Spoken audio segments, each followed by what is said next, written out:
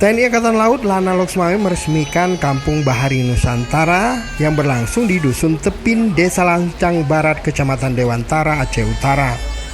Peresmian 68 Kampung Bahari Nusantara secara serentak dilakukan di seluruh Indonesia yang dipusatkan di Kepulauan Seribu, Jakarta Utara, dipimpin langsung oleh Wakil Presiden Ma'ruf Amin, didampingi Kepala Staf Angkatan Laut Kasal Laksamana TNI Muhammad Ali.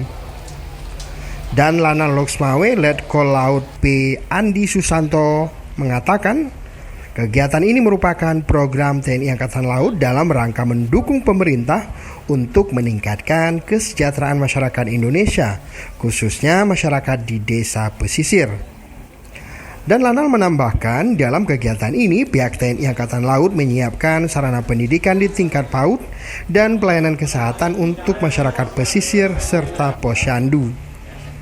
Menurut Dan Lanal, keberadaan masyarakat pesisir juga akan menunjang tugas pokok dari Pangkalan TNI Angkatan Laut Loksmawe, khususnya dalam pemberian data maritim maupun informasi yang dapat ditindaklanjuti untuk operasi laut yang dilaksanakan oleh kapal perang di wilayah kerja Lanal Loksmawe.